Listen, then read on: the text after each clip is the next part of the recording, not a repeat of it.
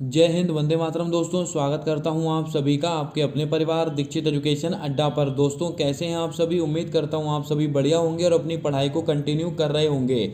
आपकी UP police constable की परीक्षा की एग्जाम डेट को घोषित कर दिया गया है। आपका एग्जाम 17 और 18 फरवरी की विभिन्न शिफ्टों में होने वाला है। अगर आप यूपी पुलिस कांस्टेबल का एग्जाम देने वाले हैं तो आज की क्लास आपकी परीक्षा के लिए मील का पत्थर साबित होगी। सारे सवाल आपके सिलेबस के अकॉर्डिंग तैयार किए गए हैं। हमने पिछले सप्ते में जितने भी मॉक टेस्ट लगाए हैं, सारे सवाल मैं आपको यहाँ पर रिवीजन कराने वाला हूँ। हम फटाफट सवाल और उसके आंसर देखने वाले हैं। अगर आपने वो क्लासेस नहीं देखी हैं तो उन सारी क्लासेस को आप देख लीजिएगा। और दोस्तों, इन सवालों को भी आप अपनी कॉपी में वन लाइनर नोट्स के रूप में नोट करके रखिएगा। 100% आपको इन क्लासेस से बहुत हेल्प मिलने वाली है आपके एग्जाम के अंदर। हमारा पहला क्वेश्चन पूछा गया है कि उत्तर प्रदेश का राजकीय पुष्प कौन सा है? अशोक है, पलाश है, कमल है, नीलकुंजी है। तो बच्चा बच्चा जानता है उत्तर प्रदेश का जो राजकीय पुष्प है वो आपका कौन सा है? पलाश आपका बिल्कुल सही जवाब होगा। अगर दोस्तों आपके ऑप्शन में पलाश लिखकर नहीं आता है तो दोस्तों टेसू लिखकर आएगा। क्या लिखकर आएगा? टेसू। अगर टेशु लिखकर आए या पलाश लिखकर आए, दोनों एक ही बात है, याद रखिएगा। अगर आपसे दोस्तों पूछा है अपने उत्तर प्रदेश का राजकीय दोस्तों वृक्ष कौन सा है, तो वृक्ष आपका है अशोक। आपका वृक्ष कौन सा है? वृक्ष है आपका अशोक। इसको भी आप याद रखिएगा। अगर क्वेश्चन ऐसे पूछ रहा है उत्तर प्रदेश का राजकीय दोस्तों पक्षी कौन सा है, तो सारस। कौन है? सारस। अगर सारस ऑप्शन में नहीं आएगा तो दोस्तों क्या आएगा? क्रॉन्च। क्या आएगा? क्रॉन्च। इन सारे सवालों को आप याद रखिएगा, आप सबको पता ही होंगे। आइए चलते हैं अगले क्वेश्चन की ओर। उत्तर प्रदेश का राजकीय चिन्ह में क्या शामिल है? एक वृत्त शामिल है, एक दो मछली शामिल है, एक तीर धनुष शामिल है, या उपरोक्त सभी शामिल है? याद रखिएगा, उत्तर प्रदेश का जो राजकीय चिन्ह है उसमें दोस्तों आपका एक वृत्त होता है, उसमें दो मछली बनी हुई होती हैं और एक तीर धनुष। तो आपका राइट आंसर क्या होगा? ऑप्शन नंबर डी बिल्कुल आपका सही जवाब होगा। दोस्तों आपको याद होगा 1937 में इसे दोस्तों संयुक्त प्रांत के नाम से जाना जाता था। कब? आपसे परीक्षा पूछेगा उत्तर प्रदेश को संयुक्त प्रांत के नाम से कब जानते थे? 1937 में संयुक्त प्रांत। संयुक्त प्रांत के नाम से दोस्तों कब जानते थे? 1937 में। और दोस्तों इसको दोस्तों उत्तर प्रदेश कब कब से बोला जाने लगा? 24 जनवरी 1950 से दोस्तों इसका नाम उत्तर प्रदेश पड़ गया। ये दोनों क्वेश्चन भी आपको याद रखने हैं, परीक्षा में सवाल पूछे जाने की पूरी संभावना है। यहाँ से मैं आपको एक से दो सवाल और बताता हूँ जो दोस्तों आपको बहुत हेल्प करेंगे। उत्तर प्रदेश की राजधानी आगरा को कब बनाया गया था? आगरा को राजधानी बनाया गया था 1836 में। कब? 1836 में उत्तर प्रदेश की जो राजधानी थी वो आगरा थी। अब दोस्तों उत्तर प्रदेश को दोस्तों उत्तर प्रदेश की जो राजधानी है उसको दोस्तों प्रयागराज को कब बनाया गया था? 1856 में। माफ कीजिएगा, 1858 में। कब? 1858 में प्रयागराज को उत्तर प्रदेश की राजधानी बनाया गया था। लेकिन दोस्तों अगर आपसे क्वेश्चन ऐसा पूछे कि लखनऊ उत्तर प्रदेश की राजधानी कब बना? 1921 में। कब बना? 1921 में। तो यहाँ पर जितने सवाल मैंने बताए हैं सारे सवाल आप नोट करेंगे। उत्तर प्रदेश की राजधानी आगरा कब बनी थी? 1836 में। उत्तर प्रदेश की राजधानी दोस्तों प्रयागराज कब बनी थी? 1858 में। उत्तर प्रदेश की राजधानी लखनऊ कब बनी थी? 1921 में। आइए चलते हैं अगले क्वेश्चन की ओर। उत्तर प्रदेश का सबसे दक्षिणी जिला कौन सा है? सहारनपुर, सोनभद्र, बलिया या शामली? क्या होगा आपका सही आंसर? जल्दी से बताएं। ये सब सवाल दोस्तों आपने कई बार रिवीजन किए होंगे, बस आपको ध्यान में रखना उत्तर प्रदेश का सबसे दक्षिणी जिला कौन सा है। तो आपको याद होगा सोनभद्र आपका बिल्कुल सही आंसर होगा। कौन सा? सोनभद्र आपका बिल्कुल सही आंसर होगा। दोस्तों एक चार्ट में बना रहा हूं, इसको आप ध्यान से देखिएगा, आपको दोस्तों यहीं पर याद हो जाएगा। अगर आपसे उत्तर प्रदेश का सबसे पहले तो आपको दिशाओं का ज्ञान होना चाहिए। ये दोस्तों कौन सी दिशा है? पूरब। और ये दोस्तों कौन सी दिशा है आपकी? पश्चिम। और दोस्तों ये कौन सा है आपका? उत्तर। और ये दोस्तों कौन सी दिशा है आपकी? दक्षिण। ये बात आपको पता होगी। उत्तर प्रदेश का सबसे पूर्वी जिला दोस्तों कौन सा है अपना? तो ये दोस्तों बलिया है। कौन सा? बलिया आपका उत्तर प्रदेश का सबसे पूर्वी जिला है। सबसे दोस्तों पश्चिमी जिला कौन सा है? शामली। कौन सा है? शामली सबसे पश्चिमी जिला है। और दोस्तों सबसे उत्तरी जिला कौन सा है? सहारनपुर। कौन सा? सहारनपुर। और सबसे दक्षिणी जिला दोस्तों आपका कौन सा है? सोनभद्र। कौन सा है?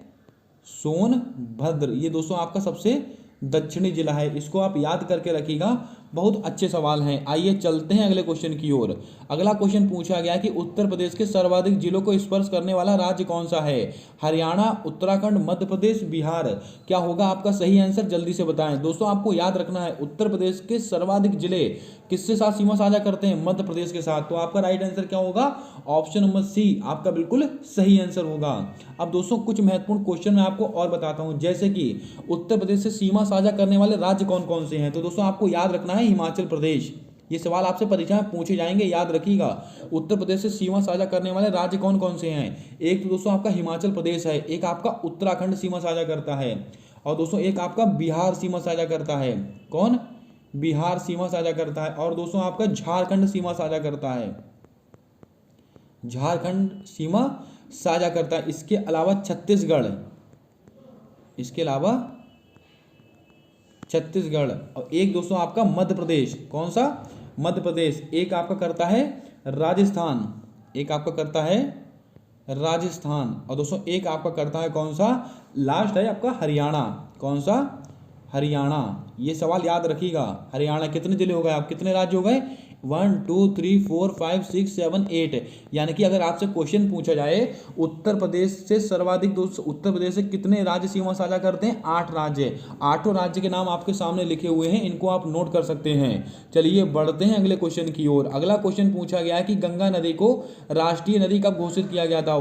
नवंबर 2006 में, नवंबर 2007 में, नवंबर 2008 में, नवंबर 2009 में। क्या होगा आपका सही आंसर? जल्दी से बताएं दोस्तों। उत्तर प्रदेश में आपको याद होगा गंगा नदी को दोस्तों कब घोषित किया गया था? तो आपको राष्ट्रीय नदी घोषित किया गया था नवंबर 2008 में। तो आपका सही आंसर क्या होगा? ऑप्शन नंबर सी आपका बिल्कुल सही आंसर हो जाएगा। इसको भी आप नोट करके रखिएगा। आइए चलते हैं अगले क्वेश्चन की ओर। दोस्तों यहाँ पर मैं आपको एक क्वेश्चन और बताता हूँ, वो भी आप नोट कर लीजिएगा यहीं पर।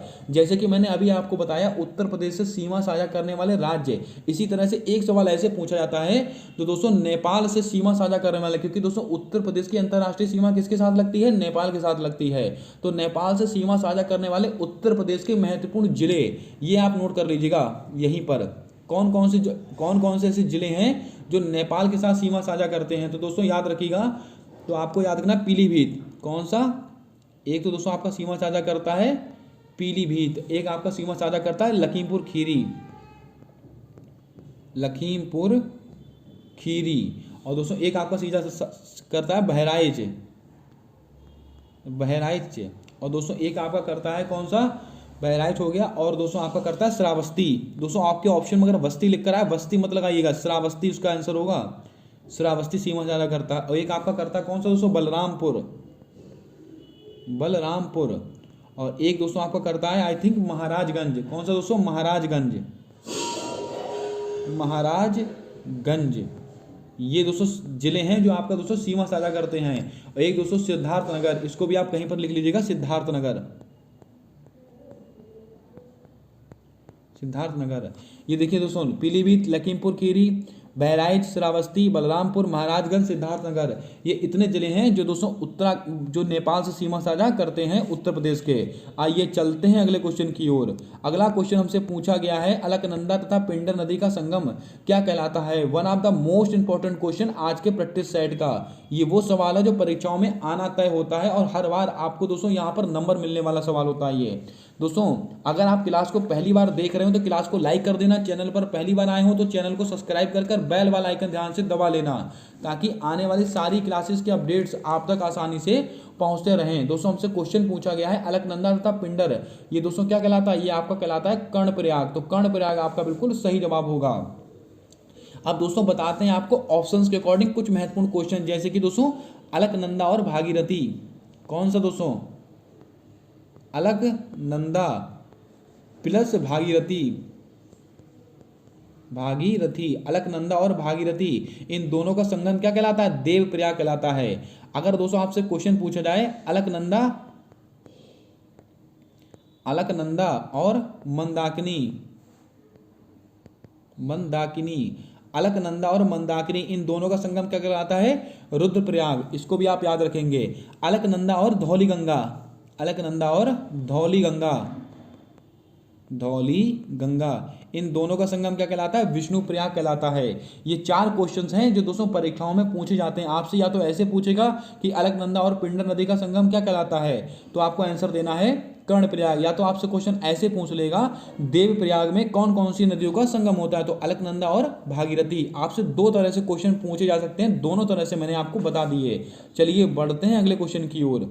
अगला सवाल पूछा गया कि गंगा नदी की उत्तर प्रदेश में कुल लंबाई कितनी है। दोस्तों बहुत ही अच्छा क्वेश्चन है, परीक्षा में पूछा जाने वाला सवाल होगा। 2525 किलोमीटर, 1625 किलोमीटर, 925 किलोमीटर, 900 किलोमीटर, क्या होगा आपका सही आंसर, जल्दी से बताएं। दोस्तों उत्तर प्रदेश में गंगा नदी की कुल लंबाई कितनी है। दोस्तों आई थिंक इसका आंसर 1225 करके कुछ आंसर होना चाहिए इसका, 1225। इसको दोस्तों आप अपने आप से एक बार रीचेक कर लेंगे, फिर इसका आंसर आप मानेंगे, क्योंकि दोस्तों इसका आंसर अलग अलग जगहों पर अलग अलग दे के रखा हुआ है। लेकिन दोस्तों गंगा नदी की अगर कुल लंबाई की बात करें तो दोस्तों गंगा नदी की कुल लंबाई है 2525 किलोमीटर है। लेकिन दोस्तों उत्तर प्रदेश में इसकी कुल लंबाई कितनी है, आई थिंक 1225 के आसपास इसकी लंबाई है। इसको दोस्तों आप अपने आप से चेक करेंगे और उसके बाद इसका आंसर आप ऑथेंटिक मानेंगे। अगर आपको इसका आंसर पता है तो आप इसका आंसर कमेंट कर आप जरूर बताइएगा। चलिए बढ़ते हैं अगले क्वेश्चन की ओर। अगला क्वेश्चन पूछा गया कि गंगा नदी उत्तर प्रदेश में कहां से प्रवेश करती है। बलिया, बिजनौर, हरिद्वार, सहारनपुर, क्या होगा आपका सही आंसर, जल्दी से बताएं।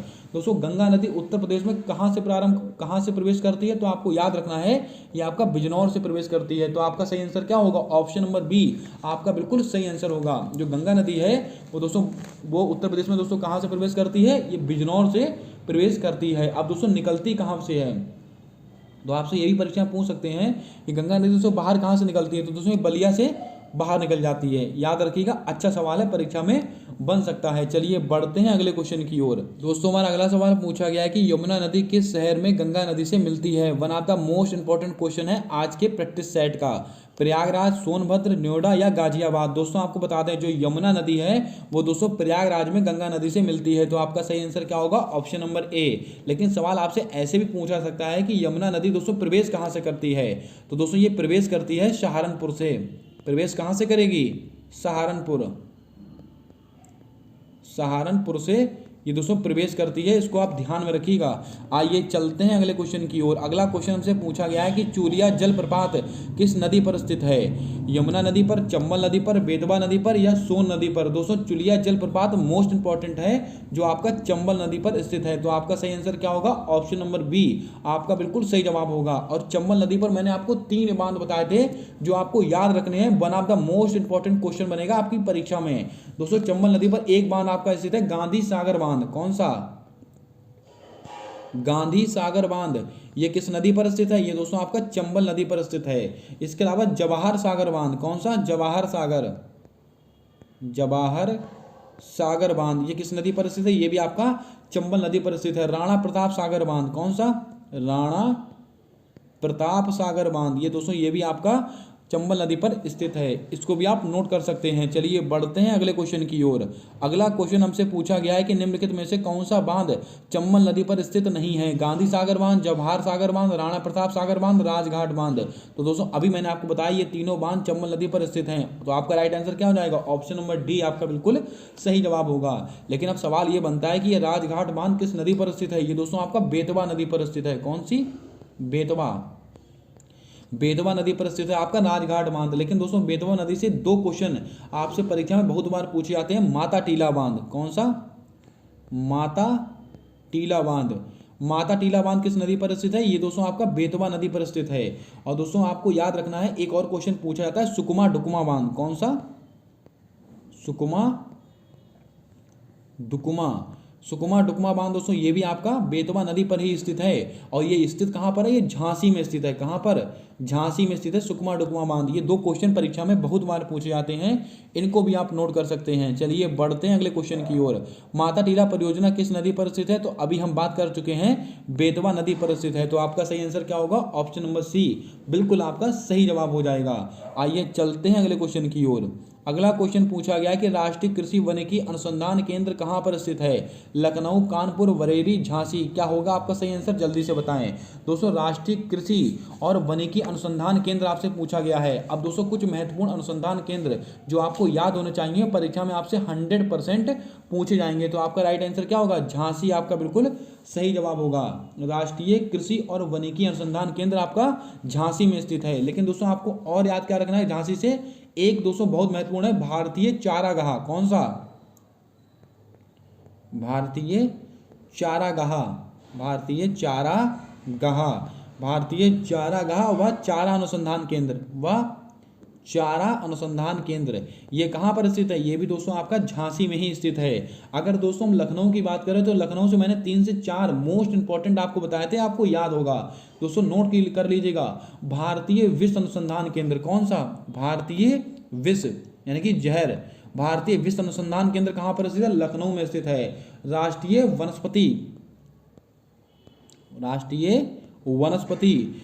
वनस्पति अनुसंधान केंद्र ये भी दोस्तों आपका लखनऊ में स्थित है। केंद्रीय औषधि, कौन सा? केंद्रीय औषधि अनुसंधान केंद्र ये भी आपका लखनऊ में स्थित है। और दोस्तों एक मैंने आपको और बताया था, Indian Institute of Sugarcane Research, Indian Institute of Sugarcane Research ये भी दोस्तों आपका लखनऊ में ही स्थित है, इसको भी आप याद रखें। बरेली में दोस्तों क्या स्थित है? पशु चिकित्सा केंद्र, कौन सा? भारतीय पशु चिकित्सा केंद्र, कौन सा? और पक्षी वाला, भारतीय पशु और पक्षी चिकित्सा केंद्र ये दोनों दोस्तों कहाँ पर स्थित हैं? बरेली में स्थित हैं। इनको भी आप नोट कर सकते हैं। चलिए बढ़ते हैं अगले क्वेश्चन की ओर। भारतीय कालीन प्रौद्योगिकी संस्थान कहाँ पर स्थित है? सोनभद्र, भदोही, मिर्जापुर, कानपुर। क्या होगा आपका सही जवाब? जल्दी से बताएं। तो इसका आंसर तो बच्चा जानता है, भदोही आपका बिल्कुल सही आंसर होगा। चलिए बढ़ते हैं अगले क्वेश्चन की ओर। केंद्रीय बकरी अनुसंधान केंद्र ये दोस्तों कहाँ पर स्थित है? झांसी, मथुरा, सहारनपुर, बरेली। तो दोस्तों याद रखिएगा, जो केंद्रीय बकरी अनुसंधान केंद्र है ये आपका दोस्तों मथुरा में स्थित है। कहाँ पर? मथुरा आपका बिल्कुल सही आंसर होगा, इसको भी आप याद रखें। दोस्तों सहारनपुर से दोस्तों एक सवाल बहुत परीक्षा में बार रिपीट हुआ है, central pulp and paper research, paper वाला दोस्तों कहाँ पर स्थित है? Centre pulp and paper research institute ये दोस्तों कहाँ पर स्थित है? सहारनपुर में स्थित है, इसको भी आप नोट कर लीजिएगा। आइए चलते हैं अगले क्वेश्चन की ओर। बटेश्वर मेला उत्तर प्रदेश के किस शहर में लगता है? प्रयागराज, आगरा, बलिया या फिर हमीरपुर। क्या होगा आपका सही आंसर? जल्दी से बताएं। ये लीजिए दोस्तों महत्वपूर्ण मेले, यहाँ पर दोस्तों मैंने आपको सवाल परीक्षा में क्लास में मैंने आपको कराए भी थे। बटेश्वर मेला ये दोस्तों कहाँ पर लगता है? प्रयागराज में लगता है, आगरा में लगता है, बलिया में लगता है या फिर हमीरपुर में लगता है। दोस्तों बटेश्वर का मेला कहाँ लगता है? तो आपको मैंने कई बार नोट कराया है, ये आपका दोस्तों आगरा में लगता है। कहाँ पर? आगरा आपका बिल्कुल सही जवाब होगा। और दोस्तों बटेश्वर का मेला किससे संबंधित है? ये दोस्तों पशु का मेला है। दोस्तों अगर आपसे क्वेश्चन पूछा जाए बटेश्वर पशु मेला ये कहाँ पर स्थित है? ये आगरा में दोस्तों लगता है। लेकिन एक ऐसा ही मेला है दोस्तों आपका ददरी का मेला। कौन सा? ददरी मेला ये भी दोस्तों आपका पशु से ही संबंधित है, लेकिन दोस्तों ये लगता कहाँ पर? ये लगता है आपका बलिया में। अगर आपका ददरी का पशु मेला पूछे तो बलिया, बटेश्वर का मेला पूछे तो आप बताएंगे आगरा। महत्वपूर्ण क्वेश्चन है, नोट कर सकते हैं। अब दोस्तों बढ़ते हैं अगले क्वेश्चन की ओर। कालिंजर का मेला उत्तर प्रदेश के किस शहर में लगता है? बलरामपुर, बांदा, मेरठ, आगरा। कालिंजर का मेला उत्तर प्रदेश के किस शहर में लगता है? जल्दी से बताएं। ये सवाल भी परीक्षा में कई बार पूछा गया है, तो बच्चा जानता है बांदा में लगता है। कहाँ पर? बांदा आपका बिल्कुल सही जवाब होगा।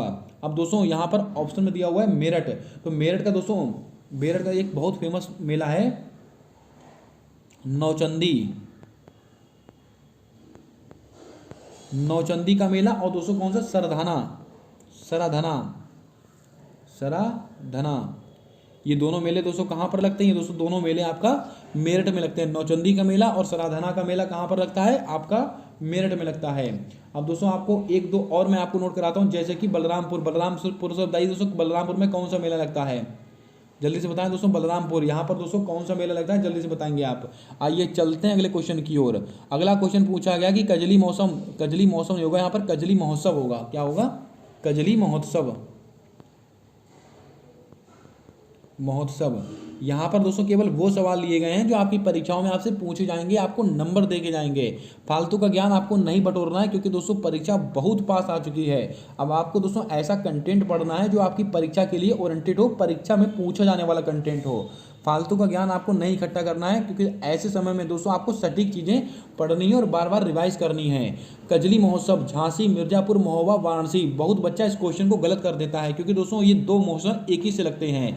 अगर आपसे कजली महोत्सव पूछे तो महोबा आपका बिल्कुल सही आंसर होगा, लेकिन यहीं पर अगर आपसे पूछ लेता कजरी महोत्सव, कौन सा? कजरी। अगर यहीं पर आपसे पूछे ये कजरी महोत्सव कहाँ का है, तो कजरी महोत्सव है आपका मिर्जापुर का, लेकिन ये कजली महोत्सव आपका कहाँ का है? महोबा का। गलत मत कीजिएगा। आइए चलते हैं अगले क्वेश्चन की ओर। अगला क्वेश्चन पूछा गया कि उत्तर प्रदेश के किस शहर को काशी की बहन कहा जाता है? गाजियाबाद, गाजियाबाद, गाजीपुर, फिरोजाबाद या कन्नौज। दोस्तों काशी की बहन किसको कहा गया है? तो याद रखिएगा ये गाजीपुर को उत्तर प्रदेश की काशी की बहन कहा गया। ये सवाल भी परीक्षाओं में मोस्ट इंपॉर्टेंट है और पूछा भी गया है बहुत बार एग्जाम में। तो दोस्तों काशी की बहन कौन है? गाजीपुर। आइए चलते हैं। अब दोस्तों आपको याद होगा फिरोजाबाद, यहाँ की दोस्तों क्या फेमस है? तो आपको याद होगा ये तो यहाँ पर दोस्तों कांच की चूड़ी, कांच की चूड़ी इसके लिए फेमस है आपका ये फिरोजाबाद। कन्नौज दोस्तों इसको इत्र नगरी के नाम से जानते हैं, इत्र नगरी।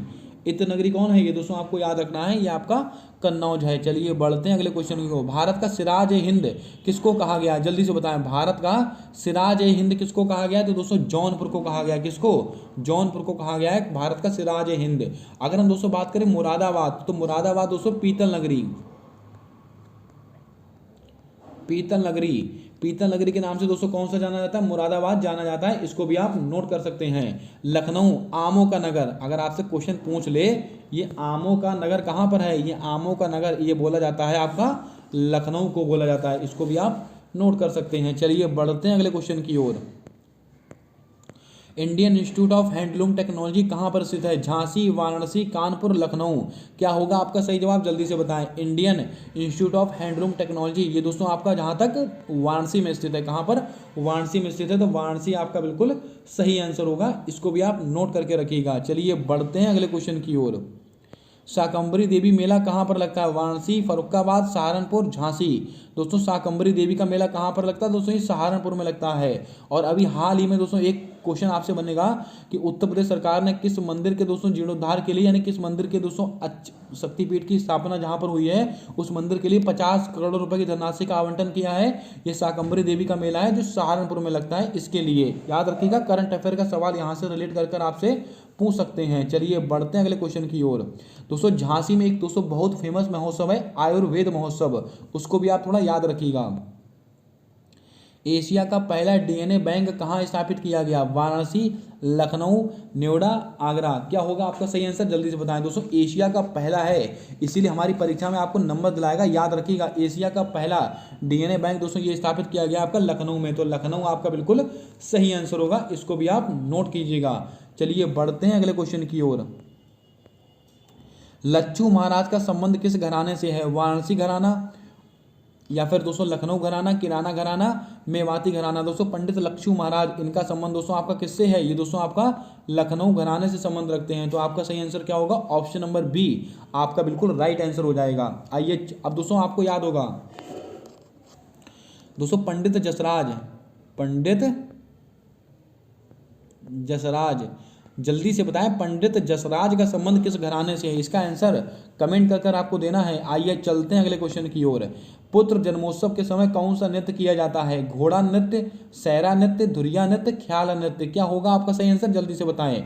दोस्तों जो पुत्र का जन्मोत्सव होता है उस समय दोस्तों कौन सा नृत्य करते हैं? ये ख्याल नृत्य किया जाता है। तो आपका सही आंसर क्या होगा? ऑप्शन नंबर डी आपका बिल्कुल सही आंसर हो जाएगा। जो पुत्र के जन्मोत्सव के समय दोस्तों हम ख्याल नृत्य करते हैं। आइए चलते हैं अगले क्वेश्चन की ओर।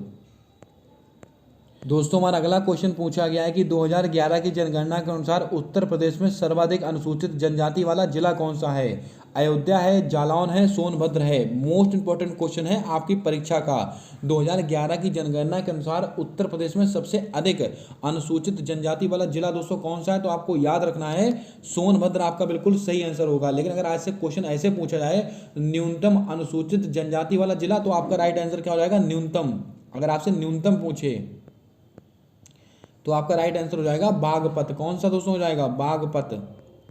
बागपत आपका बिल्कुल सही आंसर होगा। सबसे अधिक पूछे तो सोनभद्र, सबसे कम पूछे तो बागपत। चलिए बढ़ते हैं अगले क्वेश्चन की ओर। थारू जनजाति किस वंश से संबंधित है? गुप्त वंश, किरात वंश, कुषाण वंश, परमाल वंश। दोस्तों आपको बता दें जो थारू जनजाति होती है वो दोस्तों किरात वंश से संबंधित है। तो आपका सही आंसर क्या होगा?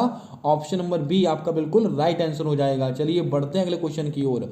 थारू जनजाति के लोग किस पर्व को शोक पर्व के रूप में मनाते हैं? होली, दिवाली, मकर संक्रांति। तो याद रखिएगा जो थारू जनजाति के लोग हैं वो दिवाली को शोक पर्व के रूप में मनाते हैं। तो आपका राइट आंसर क्या होगा? Option number B. चलिए चलते हैं अगले क्वेश्चन की ओर।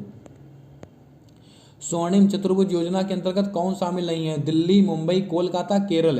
क्या होगा आपका राइट आंसर, जल्दी से बताएं दोस्तों। आपको याद रखना है स्वर्णिम चतुर्भुज योजना, इसके अंतर्गत दिल्ली शामिल है, मुंबई शामिल है, कोलकाता शामिल है, लेकिन दोस्तों आपका ये केरल शामिल नहीं है। तो आपका राइट आंसर क्या हो जाएगा, ऑप्शन नंबर डी। इसकी यहाँ पर दोस्तों क्या शामिल है, आपका चेन्नई, आपका चेन्नई तमिलनाडु शामिल है। इसको आप याद रखिएगा, ये स्वर्णिम चतुर्भुज योजना है, परीक्षा में पूछी गई है। दोस्तों क्लास को जल्दी से लाइक कर दीजिएगा। अगर आप चैनल पर पहली बार आए हो और क्लास को आज पहली बार देख रहे हो तो क्लास को जल्दी से अपने दोस्तों तक शेयर कर दें और चैनल को सब्सक्राइब कर बेल वाला आइकन ध्यान से दबा दें, ताकि आने वाली क्लासेस के अपडेट्स आप तक आसानी से पहुंचते रहें। एक भी क्लास मिस मत कीजिएगा, एक भी क्वेश्चन मिस मत कीजिएगा, पूरा क्वेश्चन आपके सिलेबस के अकॉर्डिंग बनाया गया है। चलिए बढ़ते हैं अगले क्वेश्चन की ओर। अगला क्वेश्चन पूछा गया है कि डॉक्टर भीमराव अंबेडकर पक्षी विहार कहाँ पर स्थित है, कन्नौज, संत कबीर नगर, प्रतापगढ़, बलिया। दोस्तों याद रखिएगा, जो भीमराव अंबेडकर पक्षी विहार है वो आपका प्रतापगढ़ में स्थित है। तो आपका राइट आंसर क्या हो जाएगा, ऑप्शन नंबर सी आपका बिल्कुल सही जवाब होगा। इसको भी आप नोट कर लीजिएगा, अच्छा क्वेश्चन है, परीक्षा में आया हुआ सवाल है। चलिए बढ़ते हैं। अब दोस्तों यहाँ से एक दो सवाल मैं आपको और बताता हूँ। जैसे संत कबीर नगर, यहाँ पर दोस्तों क्या स्थित है, संत कबीर नगर में दोस्तों एक बहुत फेमस है बखीरा। कौन सा दोस्तों, बखीरा, कौन सा, बखीरा, बखीरा पक्षी विहार, बखीरा पक्षी विहार। ये दोस्तों कहाँ पर स्थित है, संत कबीर नगर में स्थित है। इसको भी आप लिख लीजिएगा। अब दोस्तों बलिया, बलिया में दोस्तों कौन सा, सुरह ताल, कौन सा दोस्तों, सुरहा ताल, सुरहा ताल पक्षी विहार दोस्तों कहाँ पर स्थित है, ये भी दोस्तों आपका बलिया में स्थित है। इसको भी आप नोट करेंगे। कन्नौज, दोस्तों कन्नौज से आपको याद रखना है, कन्नौज, कन्नौज में दोस्तों लाख बेहोशी, लाख बहोशी, लाख बहोशी पक्षी विहार कहाँ पर स्थित है, ये आपका कन्नौज में स्थित है। चलिए चलते हैं अगले क्वेश्चन की ओर।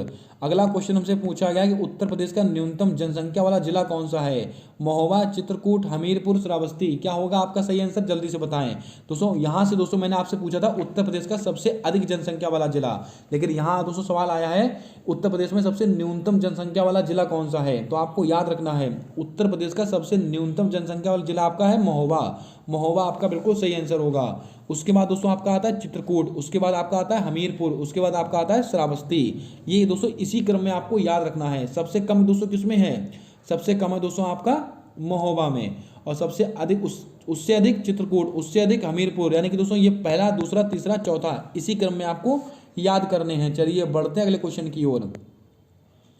यूपी जनगणना 2011 के अनुसार जनसंख्या घनत्व कितना है, 829 प्रति व्यक्ति वर्ग किलोमीटर, 729, 929, 1029। तो याद रखिएगा ये 829 प्रति व्यक्ति वर्ग किलोमीटर यूपी की जनगणना के अनुसार जनसंख्या घनत्व है। इसको भी आप नोट कर सकते हैं। लेकिन सवाल आपसे ऐसा भी पूछ सकता है सबसे अधिक जनसंख्या घनत्व वाला जिला कौन सा है। तो आपको याद रखना है गाजियाबाद, गाजियाबाद सबसे अधिक जनसंख्या घनत्व वाला जिला है। और न्यूनतम जनसंख्या वाला घनत्व कौन सा, न्यूनतम किसका, ललितपुर, कौन सा, ललितपुर। दोस्तों जो सवाल बन सकते हैं सारे सवाल मैं आपको नोट कराते चल रहा हूँ। उत्तर प्रदेश का दोस्तों 2011 के अनुसार जनसंख्या घनत्व कितना है, 829 प्रति व्यक्ति वर्ग किलोमीटर। लेकिन अगर आपसे क्वेश्चन ऐसे पूछे सर्वाधिक जनसंख्या घनत्व वाला जिला, तो आप कहेंगे गाजियाबाद, सबसे कम जनसंख्या घनत्व वाला जिला तो आप कहेंगे ललितपुर। चलिए बढ़ते हैं अगले क्वेश्चन की ओर। भारत का 53वां टाइगर रिजर्व कौन सा है, गुरु घासीदास, रामगढ़ विषधारी, रानीपुर, गिरि राष्ट्रीय उद्यान। तो मैंने आपको बताया भी है रानीपुर टाइगर रिजर्व, जो कि दोस्तों भारत का 53वां टाइगर रिजर्व बना है और जो कहाँ पर स्थित है, ये दोस्तों आपका उत्तर प्रदेश में स्थित है, इसीलिए हमारे लिए महत्वपूर्ण रहेगा। गुरु घासीदास टाइगर रिजर्व ये दोस्तों आपका कहाँ पर स्थित है, छत्तीसगढ़ में। कहाँ पर, ये आपका छत्तीसगढ़ में स्थित है। और दोस्तों रामगढ़ विषधारी टाइगर रिजर्व दोस्तों ये कहाँ पर स्थित है, राजस्थान में, ये आपका राजस्थान में स्थित है। अब गिर राष्ट्रीय उद्यान दोस्तों आपको ये तो गुजरात में है, एशियाई शेरों के लिए फेमस है। आइए चलते हैं अगले क्वेश्चन की ओर। पंडित शिव कुमार शर्मा का संबंध किस वाद्य यंत्र से है, सितार वादक, संतूर वादक, सरोद वादक, तबला वादक। जल्दी से बताएं दोस्तों। पंडित शिव कुमार शर्मा मैंने आपको कई बार नोट कराया है, ये आपका संतूर वादक है। तो आपका राइट आंसर क्या होगा, ऑप्शन नंबर बी। और यहीं पर लिख लीजिएगा भजन सोपारी, भजन सोपारी, भजन सोपारी, पंडित शिव कुमार शर्मा, इन दोनों का संबंध है आपका संतूर वादक।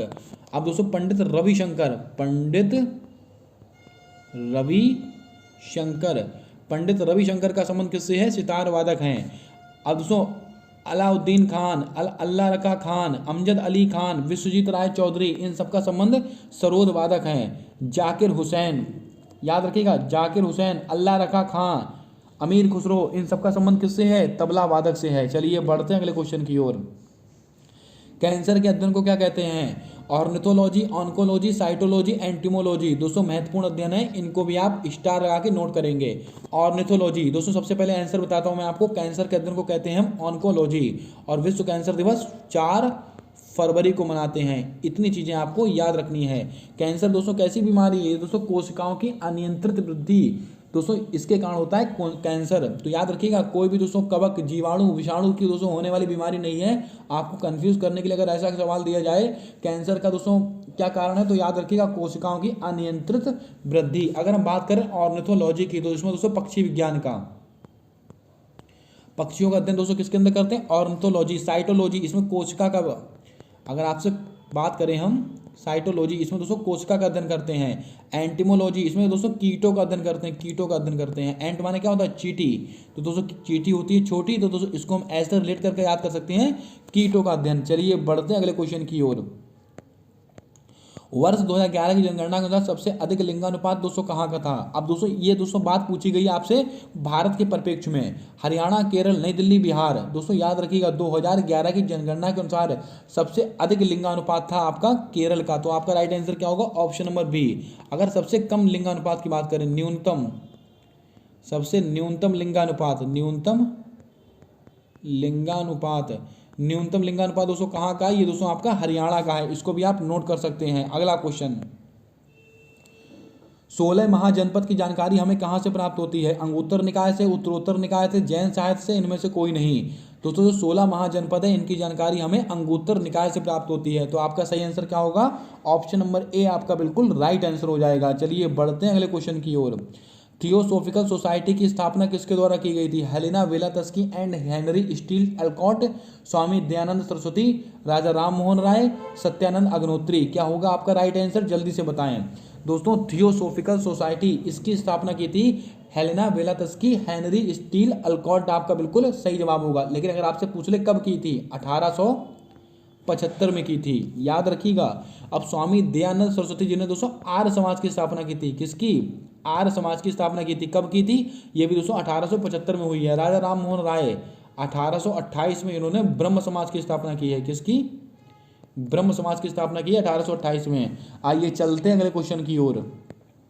अंतर्राष्ट्रीय पुलिस दिवस कब मनाया जाता है? 7 सितंबर, 8 सितंबर, 16 सितंबर, 27 सितंबर। क्योंकि ये इस बार पहली बार मनाया गया है, इसीलिए हमारे लिए महत्वपूर्ण रहेगा। अंतर्राष्ट्रीय पुलिस दिवस ये हम मनाते हैं 7 सितंबर को। तो आपका राइट आंसर क्या हो जाएगा? ऑप्शन नंबर ए आपका बिल्कुल सही जवाब होगा। लेकिन सवाल अगर ऐसे पूछे, अंतर्राष्ट्रीय साक्षरता दिवस, अंतर्राष्ट्रीय साक्षरता दिवस, अंतर्राष्ट्रीय साक्षरता दिवस कब मनाते हैं? ये मनाते हैं 8 सितंबर को। अब दोस्तों 16 सितंबर को दोस्तों क्या मनाते हैं हम? दोस्तों आपको याद होगा ओजोन परत संरक्षण दिवस, मॉन्ट्रियल प्रोटोकॉल, आपको याद होगा कब का है? 1987 का है। मॉन्ट्रियल प्रोटोकॉल किससे संबंधित है? ओजोन परत के संरक्षण से संबंधित है। 27 सितंबर पर्यटन दिवस, पर्यटन दिवस ये कब मनाते हैं? 27 सितंबर को। सारे सवाल दोस्तों आपके परीक्षा के अकॉर्डिंग तैयार किए गए हैं। एक एक ऑप्शन यहाँ पर दोस्तों ऐसा रखा गया है जिससे कि दोस्तों आपको नए सवाल बताए जा सकें। ये सारे सवाल आपको दोस्तों नोट करते चलना है अपनी कॉपी में। आइए चलते हैं अगले क्वेश्चन की ओर। संपत्ति के अधिकार का उल्लेख किस अनुच्छेद में किया गया है?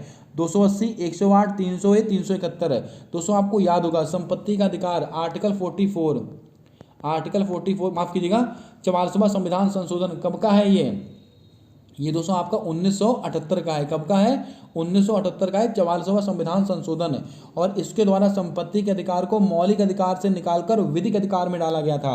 और दोस्तों कौन सा आर्टिकल था? Article 300A। आपका ऑप्शन नंबर सी बिल्कुल सही जवाब होगा, याद रखिएगा। और पहले दोस्तों संपत्ति का अधिकार कौन से आर्टिकल में था? आर्टिकल नंबर 31 में।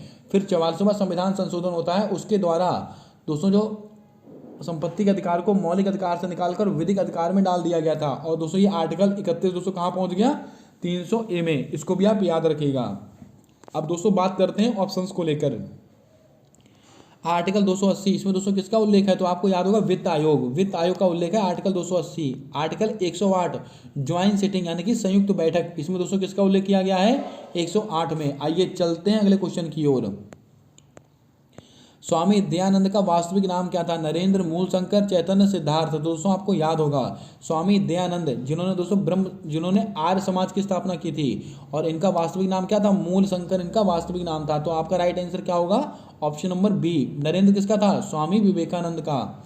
अब दोस्तों आपको याद होगा महात्मा बुद्ध का बचपन का क्या नाम था? सिद्धार्थ। और महावीर स्वामी के बचपन का क्या नाम था? वर्धमान। इसको भी आप नोट करते चलिएगा।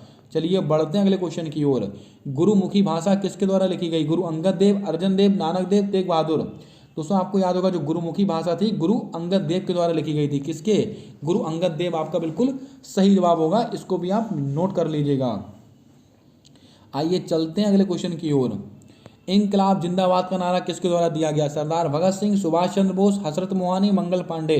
क्या होगा आपका सही आंसर? जल्दी से बताएं। दोस्तों बहुत बच्चा इस क्वेश्चन का आंसर गलत कर देता है और आंसर भगत सिंह लगा देता है और उसका आंसर गलत हो जाता है। जो इंकलाब जिंदाबाद का नारा था वो हजरत मोहानी के द्वारा दिया गया है। तो आपका राइट आंसर क्या होगा? ऑप्शन नंबर सी आपका बिल्कुल सही आंसर हो जाएगा। इसको भी आप ध्यान में रखिएगा। अगर दोस्तों हम बात करें सरदार भगत सिंह, इनको दोस्तों फांसी कब दी गई थी? 1931 को।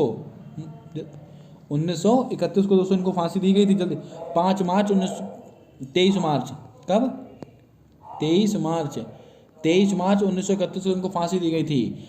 ये बात आप नोट करके रखिएगा। अब दोस्तों सुभाष चंद्र बोस, इन्होंने 1939 में, कब? 1939 में इन्होंने फॉरवर्ड ब्लॉक की स्थापना की थी। और 1938 में, कब?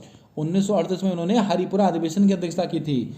ये सवाल भी महत्वपूर्ण रहेंगे। आइए चलते हैं अगले क्वेश्चन की ओर। अशोक के शिलालेखों कितनी भाषाओं में लिखे गए? 4, 5, 6, 7। क्या होगा आपका राइट आंसर? जल्दी से बताएं।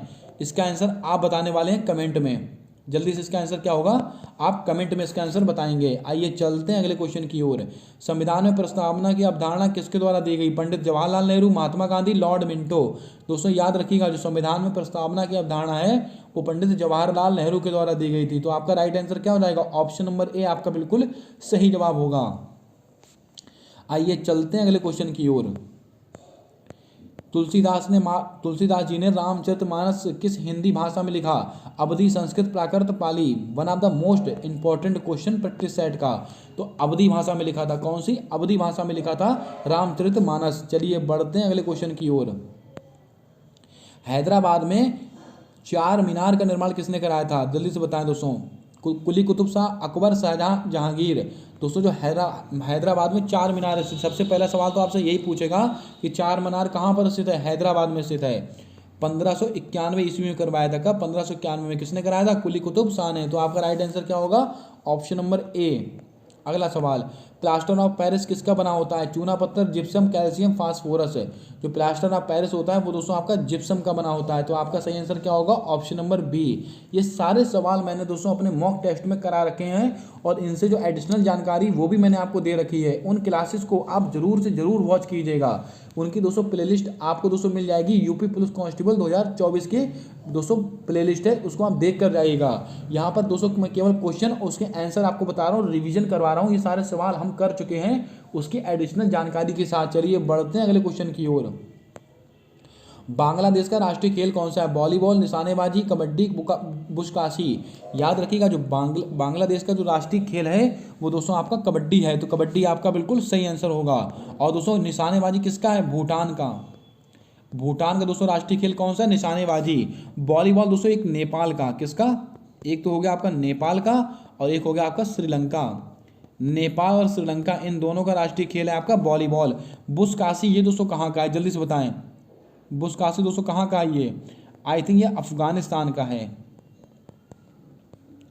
ये दोस्तों अफगानिस्तान का है। इसको आप एक बार रीचेक कर लेंगे खुद से।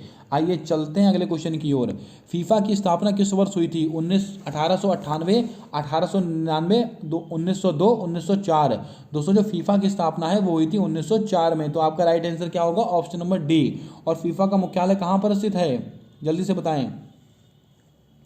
फीफा का मुख्यालय कहाँ पर स्थित है? इसका जवाब जल्दी से आपको कमेंट करके बताना है। और इसके हेड कौन है? इन्फेंटिनो इसके वर्तमान में हेड हैं।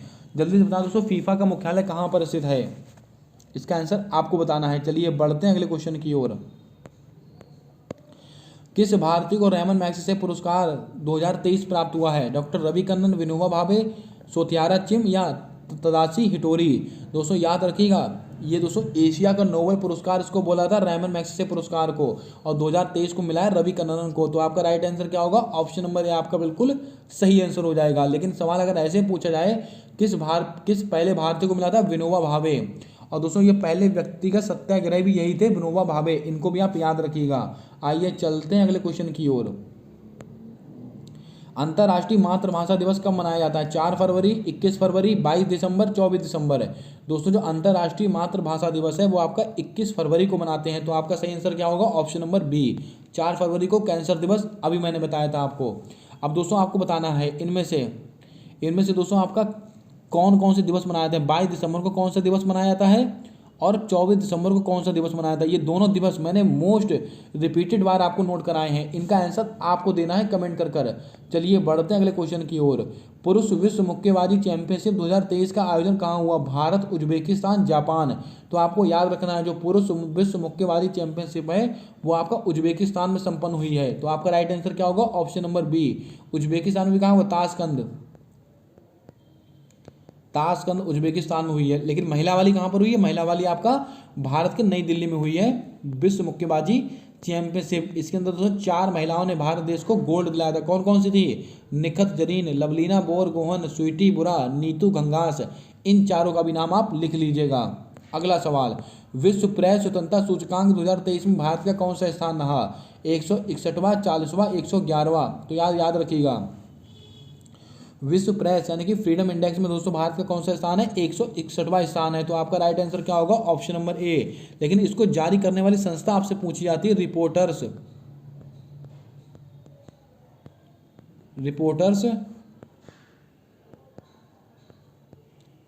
Without border. ये दोस्तों इसको जारी करने वाली संस्था है विश्व प्रेस स्वतंत्रता सूचकांक को। और 111वां स्थान किसके अंदर है? भुखमरी में। भुखमरी सूचकांक में दोस्तों भारत का कौन सा स्थान है? 111वां स्थान है। चलिए बढ़ते हैं अगले क्वेश्चन की ओर। 12वीं अनुसूची में कुल कितने विषय सम्मिलित किए गए? 29, 18, 9, 13। तो बच्चा बता देगा। 18 विषय सम्मिलित किए गए थे 12वीं अनुसूची में, जो नगरीय निकाय से संबंधित थी। और दोस्तों 11वीं अनुसूची में अगर आपसे पूछ ले, 11वीं अनुसूची में कितने विषय थे? 29 विषय थे। और 12वीं अनुसूची में कुल 18 विषय थे। चलिए बढ़ते हैं अगले क्वेश्चन की ओर। विजयनगर साम्राज्य का सबसे शक्तिशाली शासक कौन था? यानी किसको माना गया? हरिहर बुक्का, कृष्णदेव राय, आलिया राम राय। क्या होगा आपका राइट आंसर? जल्दी से बताएं। दोस्तों आपको बता दें, जो विजयनगर साम्राज्य था इसका सबसे शक्तिशाली शासक था कृष्णदेव राय प्रथम। तो आपका राइट आंसर क्या होगा? ऑप्शन नंबर बी आपका बिल्कुल सही जवाब होगा। और हरिहर बुक्का दोस्तों ये दोस्तों विजयनगर साम्राज्य के संस्थापक। अगर क्वेश्चन ऐसे पूछे विजयनगर साम्राज्य का संस्थापक कौन था, तो आप आंसर देंगे हरिहर बुक्का। अगर क्वेश्चन ऐसे पूछे, और ये किस वंश से संबंधित है? संगम वंश।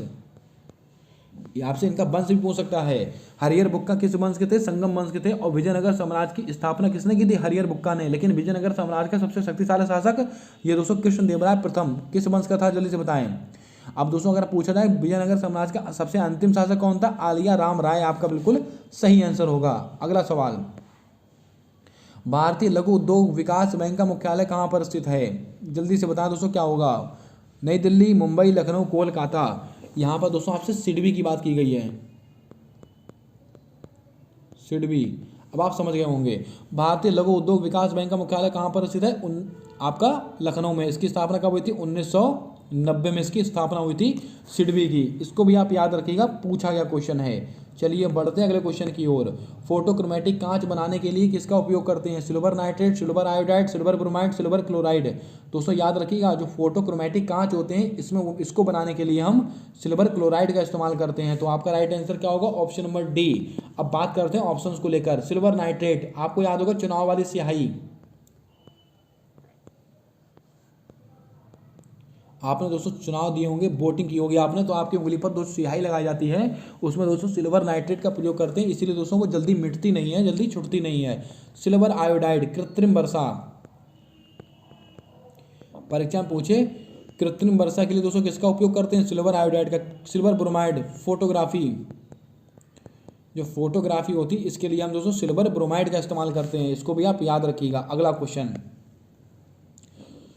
उत्तर प्रदेश का कौन सा जिला नेपाल से सीमा साझा नहीं करता है? सिद्धार्थनगर, महाराजगंज, लखीमपुर खीरी, बलिया। तो मैंने अभी आपको बताए थे उत्तर प्रदेश के दोस्तों कुछ जिले थे जो नेपाल से सीमा साझा कर रहे थे, उसमें सिद्धार्थनगर भी था, आपका महाराजगंज भी था, लखीमपुर खीरी भी था, लेकिन बलिया नहीं था। तो बलिया आपका बिल्कुल सही आंसर होगा।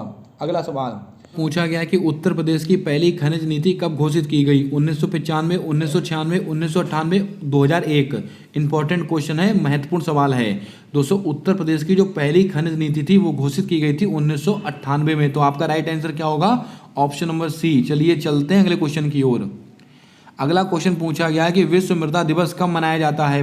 4 दिसंबर, 5 दिसंबर, 22 दिसंबर या 24 दिसंबर? दोस्तों आपको याद होगा जो विश्व मृदा दिवस है वो हम मनाते हैं 5 दिसंबर को। तो आपका राइट आंसर क्या हो जाएगा? ऑप्शन नंबर बी आपका बिल्कुल सही आंसर होगा। चलिए चलते हैं अगले क्वेश्चन की ओर। प्रारूप समिति में कुल कितने सदस्य थे? 7 सदस्य, 6 सदस्य, 8 सदस्य, 10 सदस्य? दोस्तों जो प्रारूप समिति थी उसमें दोस्तों कुल कितने सदस्य थे? उसमें दोस्तों कुल 7 सदस्य थे। और दोस्तों कब हुई था? 29 दोस्तों इसकी स्थापना कब हुई थी? जल्दी बताएं। 1947 में। प्रारूप समिति का गठन कब हुआ था? 29 अगस्त 1947 में प्रारूप समिति का गठन हुआ था। इसको भी आप याद रखिएगा, 7 सदस्य थे। आइए चलते हैं अगले क्वेश्चन की ओर। भारत में कृषि जनगणना कितने वर्षों के अंतराल में होती है? 2, 3, 5, 7? तो आपको याद होगा भारत में जो कृषि जनगणना होती है वो 5 वर्षों के अंतराल में होती है। तो आपका राइट आंसर क्या हो जाएगा? Option number C. Ilbert bill विवाद किस वर्ष से संबंधित है? 1882, 1881, 1872, 1883? जो दोस्तों इल्बर्ट बिल विवाद है वो वर्ष 1883 का है, लॉर्ड रिपन के समय का है। किसके? Lord Ripon. इल्बर्ट बिल विवाद किसके समय का? लॉर्ड रिपन के समय का है। अगर क्वेश्चन पूछा जाए जनगणना की शुरुआत कब हुई थी? 1872 में। किसके समय में? अगर क्वेश्चन पूछा जाए जनगणना की शुरुआत कब हुई थी? 1872 में हुई थी, मेयो के समय में। किसके?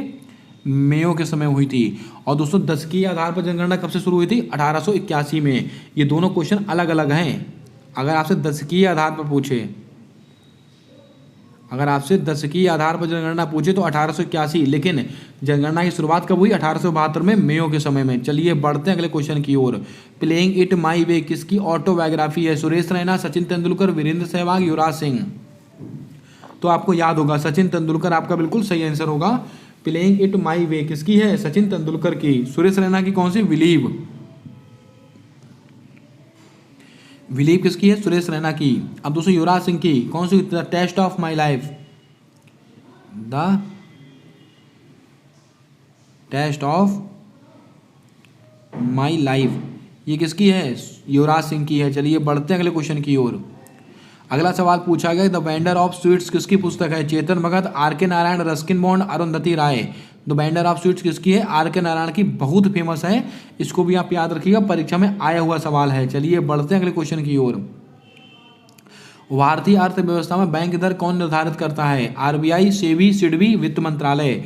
दोस्तों आपको याद होगा जो भारतीय अर्थव्यवस्था होती है इसमें बैंक दर कौन निर्धारित करता है? आरबीआई, भारतीय रिजर्व बैंक ऑफ इंडिया। अब दोस्तों बात करते हैं कुछ महत्वपूर्ण क्वेश्चंस को लेकर। आरबीआई इसका दोस्तों अधिनियम कब का है? 1934 का है, लेकिन इसकी स्थापना कब हुई थी? 1 अप्रैल 1935 में इसकी स्थापना हुई थी। और दोस्तों 1 जनवरी 1949 को दोस्तों इसका राष्ट्रीयकरण हुआ था। आरबीआई के पहले गवर्नर कौन थे? Osborne Smith. लेकिन सवाल ऐसे पूछे आरबीआई के पहले भारतीय गवर्नर कौन थे? तो दोस्तों सीडी देशमुख आपका बिल्कुल सही जवाब होगा। अब दोस्तों सेबी बहुत महत्वपूर्ण संस्था है, इसका अधिनियम कब का है? 1992 का अधिनियम है, लेकिन इसकी स्थापना कब हुई थी? 1988 में। इसीलिए सवाल हमारे लिए महत्वपूर्ण है, याद रखिएगा। आइए चलते हैं अगले क्वेश्चन की ओर। पवन दिशा को मापने के लिए किस उपकरण का उपयोग करते हैं? एनीमोमीटर, फेदोमीटर, विंड वेन या पायरोमीटर? दोस्तों मैंने आपको बताया है जो पवन का वेग अगर मापने की बात की जाए तो एनीमोमीटर, पवन वेग। पवन का अगर वेग मापने की बात की जाए तो दोस्तों कौन सा होगा? एनीमोमीटर। अगर पवन की दिशा मापने की बात की जाए तो विंड वेन आपका बिल्कुल सही आंसर होगा। फेदोमीटर ये दोस्तों गहराई मापते हैं, इससे गहराई का मापन किससे होता है? फेदोमीटर से होता है। पायरोमीटर उच्च ताप, किसी दूर स्थित वस्तु का उच्च ताप किससे मापेंगे हम? स्पायरोमीटर से। चलिए चलते हैं अगले क्वेश्चन की ओर। विधि द्वारा स्थापित प्रक्रिया का प्रावधान संविधान में कहां से लिया गया? संयुक्त राष्ट्र अमेरिका से, जापान से, जर्मनी से। तो बच्चा जानता है जापान आपका बिल्कुल सही जवाब होगा। विधि द्वारा स्थापित प्रक्रिया का जो प्रावधान है वो हमने दोस्तों जापान के संविधान से अडॉप्ट किया है। अगर हम संयुक्त राष्ट्र अमेरिका की बात करें तो दोस्तों आपको याद होगा मौलिक अधिकार कहाँ से लिए गए हैं? अमेरिका से। उपराष्ट्रपति का पद, राष्ट्रपति का पद और राष्ट्रपति पर जो महाभियोग की प्रक्रिया है ये सब कहाँ से लिया गया है? अमेरिका से लिया गया है। बढ़ते हैं अगले क्वेश्चन की ओर। निम्नलिखित में से घाना की मुद्रा कौन सी है? दोस्तों अगर आपको दोस्तों यूपी पुलिस में नंबर चाहिए हैं 1 से 2 नंबर मुद्रा और दोस्तों उनकी राजधानी पढ़ कर जाइएगा, मिलेगा सवाल 100% आपको देखने को। और दोस्तों उन देशों की मुद्रा आप जरूर याद कीजिएगा जो भी हाल ही में बहुत ज़्यादा चर्चा का विषय बनी हुई थी। जैसे कि घाना की मुद्रा दोस्तों कौन सी है? केडी आपका बिल्कुल सही जवाब होगा। ये बिर किसकी है? ब्रिर। तो दोस्तों आपको याद होगा इथोपिया की दोस्तों मुद्रा कौन सी है? बिर। इसको भी आप याद कर सकते हैं। अगला क्वेश्चन अजरबैजान। दोस्तों अजरबैजान अभी हाल ही में बहुत ज़्यादा चर्चा बन रहा, आपको याद होगा विश्व शतरंज चैंपियनशिप ये दोस्तों कहाँ पर हुई है? ये दोस्तों हुई है आपका अजरबैजान की राजधानी बाकू में। अजरबैजान की राजधानी कौन सी है? बाकू। इसीलिए हमारे महत्वपूर्ण है। अजरबैजान की मुद्रा कौन सी है? लेवा है, मनात है, मरागा है, पीसो है। तो दोस्तों इसका राइट आंसर क्या हो जाएगा? मनात आपका बिल्कुल सही आंसर होगा। आइए चलते हैं अगले क्वेश्चन की ओर। प्रधानमंत्री नरेंद्र मोदी द्वारा लॉन्च यूरिया, यहां पर उड़िया दोस्तों नहीं होगा, यहां पर यूरिया होगा। क्या होगा? यूरिया गोल्ड मिट्टी में किसकी कमी को दूर करेगा? Magnesium, phosphorus, sulphur. तो दोस्तों आपका राइट आंसर क्या होगा? सल्फर की कमी को दूर करने के लिए प्रधानमंत्री द्वारा लॉन्च किया गया है यूरिया गोल्ड। इसको आप ध्यान में रखिएगा। फीफा महिला फुटबॉल वर्ल्ड कप 2023 का विजेता कौन बना था? England, Australia, New Zealand, Spain. One of the most important question है। फीफा महिला फुटबॉल वर्ल्ड कप दोस्तों ये हुआ कहां पर है? इसका आयोजन हुआ है ऑस्ट्रेलिया और न्यूजीलैंड में। अगर आपसे आयोजन पूछे, आयोजन दोस्तों कहां हुआ है? इसका आयोजन हुआ है ऑस्ट्रेलिया और न्यूजीलैंड में। जीता कौन है? स्पेन इसका विजेता बना है। स्पेन इसका विजेता बना। अब किसको हराकर बना है? ये दोस्तों उप विजेता यानी कि इंग्लैंड को हराकर बना है। ये चारों सवाल आपको याद रखने हैं, चारों में से कोई सा भी सवाल आपसे पूछ सकते हैं। अगला सवाल, वीरबल चैटबॉट किसके द्वारा लॉन्च किया गया? तो दोस्तों जो वीरबल चैटबॉट है वो चंडीगढ़ के द्वारा लॉन्च किया गया है। तो आपका राइट आंसर क्या होगा? ऑप्शन नंबर ए आपका बिल्कुल सही आंसर होगा। दुनिया का सबसे बड़ा कार्यालय डायमंड बोस, इसका उद्घाटन कहाँ पर हुआ? राजस्थान, गुजरात, मध्य प्रदेश। तो दोस्तों ये गुजरात के सूरत में हुआ है। कहाँ पर? गुजरात के सूरत में हुआ है। अगर आपको दोस्तों गुजरात ना दिया रहे, अगर उसके जिलों के नाम दे के रखे तो सूरत आपका बिल्कुल सही जवाब होगा। अगला सवाल, स्वर वेद महामंदिर का उद्घाटन किस स्थान पर किया गया? लखनऊ, वाराणसी, प्रयागराज, कानपुर। दोस्तों स्वर वेद मंदिर ये दोस्तों इसका उद्घाटन कहाँ पर किया गया है? बाबा विश्वनाथ की नगरी वाराणसी में किया गया है। इंपॉर्टेंट क्वेश्चन रहेगा आपकी परीक्षा के लिए। खेलो इंडिया पैरा गेम्स के पहले संस्करण में पदक तालिका में पहले स्थान पर कौन रहा? हरियाणा, राजस्थान, गुजरात। क्या होगा आपका सही आंसर? जल्दी से बताएं। दोस्तों खेलो इंडिया पैरा गेम्स के पहले संस्करण में जो पदक तालिका में पहले स्थान पर रहा है वो रहा है आपका हरियाणा। आपका बिल्कुल सही आंसर हो जाएगा। इसको भी आप नोट कर सकते हैं, पहले हैं इसीलिए दोस्तों ये हमारे लिए महत्वपूर्ण रहेगा। आइए चलते हैं अगले क्वेश्चन की ओर। अगला क्वेश्चन पूछा गया है, वर्ष 2022-23 में भारत में कुल कितना खाद्यान्न उत्पादन हुआ था? 32-90 लाख टन, 32-97, 32-98। तो दोस्तों याद रखिएगा 32-97 लाख टन। ये दोस्तों सीधा आंकड़ा आपसे परीक्षा में पूछ लेगा, याद रखिएगा। वर्ष 2022-23 में भारत में कुल 3297 लाख टन खाद्यान्न उत्पादन हुआ है। चलिए बढ़ते हैं अगले क्वेश्चन की ओर। प्रायद्वीपीय पठार की सबसे ऊंची चोटी कौन सी है? दोदा बेटा, अनाईमुड़ी, महेंद्रगिरी, धूपगढ़। ये दोस्तों क्लास मैंने परसों ही दी थी, अगर आपने ना देखी हो तो देख लीजिएगा। प्रायद्वीपीय पठार की सबसे ऊंची चोटी है आपकी अनाईमुड़ी। दोदा बेटा दोस्तों किसकी है? नीलगिरी की सबसे ऊंची चोटी। महेंद्रगिरी किसकी है? दोस्तों आपको याद होगा पूर्वी घाट की सबसे ऊंची चोटी कौन सी है? महेंद्रगिरी। धूपगढ़ किसकी है? सतपुड़ा की सबसे ऊंची चोटी है धूपगढ़। आइए चलते हैं अगले क्वेश्चन की ओर। भारतीय दलहन अनुसंधान केंद्र कहां पर स्थित है? कानपुर, वाराणसी, शिमला, लखनऊ। तो दलहन वाला कहां पर है? ये दोस्तों आपका कानपुर में है। तो आपका राइट आंसर क्या होगा? ऑप्शन नंबर ए। दोस्तों सब्जी अनुसंधान केंद्र कहां पर स्थित है? वाराणसी में। शिमला में क्या है? आलू अनुसंधान केंद्र। लखनऊ में क्या है? दोस्तों लखनऊ में आपको जल्दी बताया औषधि अनुसंधान केंद्र, मैंने अभी आपको बताया था। आइए चलते हैं अगले क्वेश्चन की ओर। एशिया का पहला डीएनए बैंक कहाँ पर स्थापित किया गया? प्रयागराज, वाराणसी, लखनऊ, नोएडा। एशिया का जो पहला डीएनए बैंक है वो आपका लखनऊ में स्थापित किया गया था। तो आपका राइट आंसर क्या होगा? Option number C. अगला सवाल, राष्ट्रीय हरित न्यायाधिकरण यानी कि एनजीटी, इसकी स्थापना कब हुई थी? 2008, 2010, 2012, 2014। जो एनजीटी इसकी स्थापना हुई थी वर्ष 2010 में। तो आपका सही आंसर क्या होगा? Option number B. अगला सवाल, 2011 की जनगणना के अनुसार उत्तर प्रदेश का लिंगानुपात कितना था? 912, 914, 916। दोस्तों याद रखिएगा, उत्तर प्रदेश का जो लिंगानुपात था वो 912 था। तो आपका राइट आंसर क्या हो जाएगा? Option number A. The circle of reason किसकी पुस्तक है? अमिताभ घोष की पुस्तक है, सरोजनी नायडू की पुस्तक है, किरण बेदी की पुस्तक है, अरुंधति राय की पुस्तक है। द सर्कल ऑफ रीजन ये दोस्तों आपका अमिताभ घोष की पुस्तक है। तो आपका राइट आंसर क्या होगा? ऑप्शन नंबर ए। 73वां संविधान संशोधन के अंतर्गत पंचायती राज व्यवस्था किन राज्यों पर लागू नहीं थी? मध्य प्रदेश, राजस्थान, मिजोरम। क्या होगा आपका सही आंसर? जल्दी से बताएं। याद रखिएगा दोस्तों, जो 73वां संविधान संशोधन है इसके अंतर्गत जो मिजोरम है, कौन सा? मिजोरम। इसमें दोस्तों 73वां संविधान संशोधन पंचायती राज व्यवस्था लागू नहीं थी। तो आपका राइट आंसर क्या हो जाएगा? Option number C. अगला क्वेश्चन, राष्ट्रीय शिक्षा दिवस कब मनाते हैं? 5 अक्टूबर, 11 नवंबर, 16 सितंबर या 22 मई। क्या होगा आपका सही आंसर? जल्दी से बताएं। दोस्तों जो राष्ट्रीय शिक्षा दिवस है वो हम मनाते हैं 11 नवंबर को। तो आपका राइट आंसर क्या हो जाएगा? Option number B. विश्व शिक्षक दिवस कब मनाते हैं? 5 अक्टूबर को। लिख लीजिएगा इसको यहीं पर, विश्व शिक्षक दिवस। विश्व शिक्षक दिवस 5 अक्टूबर को मनाते हैं। 16 सितंबर को O3 ओजोन परत संरक्षण दिवस, 22 मई को अंतर्राष्ट्रीय जैव विविधता दिवस। अंतर्राष्ट्रीय जैव विविधता दिवस कब मनाते हैं? 22 मई को। अगला क्वेश्चन है, उत्तर प्रदेश में डॉक्टर भीमराव अंबेडकर स्मारक एवं संस्कृति केंद्र की स्थापना कहां पर की गई? कानपुर, लखनऊ, नोएडा। तो मैंने आपको बताया था लखनऊ में की गई है। कहां पर? लखनऊ में की गई है। तो लखनऊ आपका बिल्कुल सही आंसर हो जाएगा। चलिए बढ़ते हैं अगले क्वेश्चन की ओर। किस आंदोलन में भारत पर ब्रिटिश शासन को तत्काल समाप्त करने की मांग की गई थी? भारत छोड़ो आंदोलन, खिलाफत आंदोलन, सविनय अवज्ञा आंदोलन। तो दोस्तों आपको याद होगा, भारत छोड़ो आंदोलन के तहत भारत पर ब्रिटिश शासन को तत्काल समाप्त करने की मांग की गई थी। तो आपका राइट आंसर क्या हो जाएगा? ऑप्शन नंबर ए, 9 अगस्त 1942 भारत छोड़ो आंदोलन। खिलाफत आंदोलन 1919 में इसकी शुरुआत हुई थी। खिलाफत आंदोलन की किसने की थी? महात्मा गांधी ने। महात्मा गांधी ने खिलाफत आंदोलन की शुरुआत की थी महात्मा गांधी ने 1919 में। सविनय अवज्ञा आंदोलन कब का है? जल्दी से बताएं। 1930 का है सविनय अवज्ञा आंदोलन। अगला सवाल, गवर्नमेंट हायर्ड हैकर्स किस प्रकार के होते हैं? Black hat hackers, grey hat hackers, white hat hackers, red hat hackers. दोस्तों जो गवर्नमेंट हायर्ड हैकर्स होते हैं वो दोस्तों रेड हैट हैकर्स होते हैं। तो आपका राइट आंसर क्या होगा? ऑप्शन नंबर डी आपका बिल्कुल सही आंसर होगा। सवाल नोट कर लीजिएगा, सवाल कराए हुए सारे के सारे। आइए चलते हैं अगले क्वेश्चन की ओर। निवारक निरोध कानून गिरफ्तार या हिरासत में लिए गए लोगों को सुरक्षा प्रदान करना, इससे संबंधित अनुच्छेद कौन सा? 21, 22, 23। क्या होगा आपका सही आंसर? जल्दी से बताएं।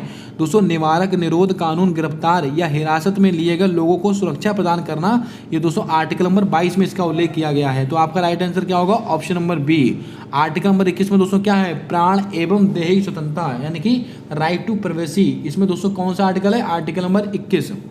आर्टिकल नंबर 23 में क्या है दोस्तों? ये शोषण के विरुद्ध अधिकार है, यानी कि बलात् श्रम पर रोक, मानव अंगों की तस्करी पर रोक और दोस्तों बंधुआ मजदूरी पर रोक। ये सब बातें आर्टिकल नंबर 23 में लिखी गई हैं। दोस्तों ऐसे कौन से आर्टिकल हैं जो आपातकाल के दौरान निलंबित नहीं होते हैं? Article number 20, article number 21। ये दोनों आर्टिकल ऐसे आर्टिकल हैं जो आपातकाल के दौरान निलंबित नहीं होते हैं। अगला सवाल, निम्नलिखित में से बायोमास ऊर्जा के स्रोत नहीं है? एथेनॉल, लकड़ी, गाय का गोबर, परमाणु ऊर्जा। तो मैंने आपको बताया था ये एथेनॉल हो गया, लकड़ी हो गया, गाय का गोबर हो गया, ये सब दोस्तों बायोमास ऊर्जा के स्रोत हैं, लेकिन ये परमाणु ऊर्जा का स्रोत नहीं है। अगला सवाल, कृष्णदेवराय का संबंध निम्नलिखित में से किस वंश से है? ये लीजिए एक और इंपॉर्टेंट क्वेश्चन है। संगम वंश, सुबुल वंश, तुबुल वंश, इनमें से अरावड़ू वंश। दोस्तों याद रखिएगा, जो कृष्णदेवराय हैं वो दोस्तों आपका तुबुल वंश से संबंधित हैं। कौन से? तुबुल वंश आपका बिल्कुल सही आंसर होगा। अगर हम दोस्तों बात करें दोस्तों यहाँ पर तुलुप वंश होगा, तुलुप वंश होगा, तुबुल नहीं, तुलुप वंश होगा। ये दोस्तों तुलुप वंश से संबंधित है कृष्णदेवराय। लेकिन दोस्तों ये संगम वंश से कौन संबंधित है? हरिहर बुक्का, ये दोस्तों आपका संगम वंश से संबंधित हैं। अभी मैंने आपको बताया था विजयनगर साम्राज्य की स्थापना किसने की थी? हरिहर बुक्का ने। लेकिन विजयनगर साम्राज्य का सबसे शक्तिशाली शासक कौन था? ये दोस्तों कृष्णदेव राय। अब दोस्तों इनके ये वंश याद रखिएगा, सबसे पहले कौन सा आया? संगम वंश, फिर सुबुल वंश, फिर तुलुप वंश, फिर अराविडु वंश। इनका क्रम भी आपसे परीक्षा में कई बार पूछते हैं। चलिए बढ़ते हैं अगले क्वेश्चन की ओर। महाधिवक्ता की नियुक्ति कौन करता है? राष्ट्रपति, राज्यपाल, प्रधानमंत्री, उपराष्ट्रपति। तो मैंने आपको बताया था दोस्तों, महान्यायवादी की नियुक्ति करता है राष्ट्रपति। कौन? राष्ट्रपति। लेकिन जो महाधिवक्ता होता है इसकी नियुक्ति करता है राज्यपाल। कौन सा आर्टिकल है महाधिवक्ता का? आर्टिकल 165। तो आपका राइट आंसर क्या हो जाएगा? Option number B. चलिए बढ़ते हैं अगले क्वेश्चन की ओर। उत्तर प्रदेश में संपूर्णानंद संस्कृत विश्वविद्यालय कहाँ पर स्थापित है? लखनऊ, वाराणसी, कानपुर, झांसी। क्या होगा आपका सही जवाब? जल्दी से बताएं। उत्तर प्रदेश में संपूर्णानंद संस्कृत विश्वविद्यालय कहाँ पर स्थित है? जल्दी से बताएं दोस्तों, क्या होगा इसका आंसर? आई थिंक इसका आंसर वाराणसी होगा। क्या होगा? वाराणसी। इसको आप अपने आप से एक बार रीचेक कर लेंगे, फिर इसका आंसर आप ऑथेंटिक मानेंगे। जो दोस्तों आंसर में कंफ्यूजन है उसको मैं दोस्तों यहाँ पर आपसे बोल देता हूँ, उसको आप रीचेक जरूर कर लेंगे। चलिए बढ़ते हैं अगले क्वेश्चन की ओर। बाबा साहेब अम्बेडकर विश्वविद्यालय जो कि लखनऊ में स्थित है, इसकी स्थापना किस वर्ष की गई थी? 1994, 1996, 1998। तो याद रखिएगा 1996 में इसकी स्थापना हुई है। बाबा साहेब भीमराव अम्बेडकर विश्वविद्यालय कहाँ पर स्थित है? लखनऊ में। कब हुई थी स्थापना? 1996 में। अगला सवाल, उत्तर प्रदेश का प्रसिद्ध काम्पिल मेला किस स्थान पर लगता है? किस स्थान पर लगता है काम्पिल मेला? झांसी, फर्रुखाबाद, तमिलनाडु, बांदा। काम्पिल मेला दोस्तों कहाँ पर लगता है? आपका फर्रुखाबाद में लगता है। तो आपका राइट आंसर क्या होगा? Option number B. और काम्पिल मेला दोस्तों जैन समुदाय से संबंधित है। किससे? जैन समुदाय। जैन समुदाय से संबंधित है काम्पिल मेला। आइए चलते हैं अगले क्वेश्चन की ओर। लखनऊ घराने की नींव किसके द्वारा रखी गई थी? बख्शू खान, पंडित बिरजू महाराज, बिस्मिल्ला खान, विश्वजीत राय चौधरी। तो दोस्तों आपको याद होगा जो लखनऊ घराना है इसकी नींव रखी गई थी बख्शू खान के द्वारा। तो आपका सही जवाब होगा ऑप्शन नंबर ए। आइए चलते हैं अगले क्वेश्चन की ओर। मदन मोहन मालवीय प्रौद्योगिकी विश्वविद्यालय किस स्थान पर स्थित है? गोरखपुर में, आजमगढ़ में, झांसी में। क्या होगा आपका सही आंसर? जल्दी से बताएं। आई थिंक दोस्तों इसका आंसर गोरखपुर में होगा। इसको भी आप अपने आप से एक बार जरूर से जरूर रीचेक कर लेंगे। मदन मोहन मालवीय प्रौद्योगिकी विश्वविद्यालय कहाँ पर स्थित है? इसका आंसर दोस्तों आप रीचेक करेंगे। आई थिंक गोरखपुर इसका आंसर होना चाहिए। अगला सवाल, निम्नलिखित में से कौन सा घराना युद्ध शैली को प्रदर्शित करता है? किराना घराना, लखनऊ घराना, जयपुर घराना, बनारस घराना। तो मैंने आपको बताया था जो दोस्तों ये जयपुर घराना है वो युद्ध शैली और आक्रामकता को दोस्तों प्रदर्शित करता है। तो आपका राइट आंसर क्या होगा? Option number C. और जो बनारस घराना है वो दोस्तों अध्यात्म को प्रदर्शित करता है। लखनऊ घराना दोस्तों किसको प्रदर्शित करता है? नृत्य कला, शैली, रोमांस, इनको दोस्तों प्रदर्शित करता है लखनऊ घराना। तबला तथा खड़ी बोली का जनक किसको माना जाता है? पंडित रविशंकर, जाकिर हुसैन, अल्लाह रखा खां, अमीर खुसरो। तो मैंने आपको बताया था तबला और खड़ी बोली का जनक माना जाता है अमीर खुसरो को। तो आपका राइट आंसर क्या होगा? Option number D. Zakir Hussain और अल्लाह रखा खां ये दोनों लोग दोस्तों तबला वादक से संबंध रखते हैं। आइए चलते हैं अगले क्वेश्चन। अब दोस्तों अमीर खुसरो को आपको याद होगा इनको तोता-ए हिंद की उपाधि दी गई है अमीर खुसरो को। आज का हमारा अगला और अंतिम सवाल है, वित्त आयोग के सदस्यों की नियुक्ति कौन करता है? राष्ट्रपति, वित्त मंत्री, प्रधानमंत्री, लोकसभा अध्यक्ष। तो याद रखिएगा दोस्तों जो वित्त आयोग है जिसका उल्लेख आर्टिकल 280 में है, इसके जो दोस्तों सदस्यों की नियुक्ति करता है आपका राष्ट्रपति। तो राष्ट्रपति आपका बिल्कुल सही जवाब हो जाएगा। इसको भी आप नोट कर सकते हैं। ये टॉप 100 क्वेश्चन थे जो आपकी यूपी पुलिस कांस्टेबल की परीक्षा के लिए मोस्ट इंपॉर्टेंट हैं। ये सवाल मैंने कराए हुए हैं, इनका मैंने आपको रिवीजन भी करा दिया। ऐसे ही कर दोस्तों हम 100 क्वेश्चन करके जितने सवाल हम पढ़ते जा रहे हैं उनका रिवीजन भी करते चलेंगे बीच बीच में। अगर आज की क्लास पसंद आई है तो क्लास को लाइक कर देना। चैनल पर पहली बार आए हो तो चैनल को सब्सक्राइब कर बेल वाला आइकन ध्यान से दबा लेना ताकि आने वाली क्लासेस के अपडेट्स आप तक आसानी से पहुँचते रहें। अगर दोस्तों आपको इसकी PDF चाहिए है तो आप हमारे टेलीग्राम चैनल को ज्वाइन कर सकते हैं। उसका लिंक मैं अपना कम्युनिटी पोस्ट में और दोस्तों इसके वीडियो की डिस्क्रिप्शन लिंक में मैंने उसको पिन कर दिया, वहाँ से जाएगा, आप ज्वाइन कर लीजिएगा। ये दोस्तों पूरी PDF आपको आंसर की के साथ वहाँ पर प्रोवाइड कर दी जाएगी। मिलते हैं अगली क्लास के अंदर एक नए टॉपिक के साथ, तब तक के लिए जय हिंद, जय भारत दोस्तों।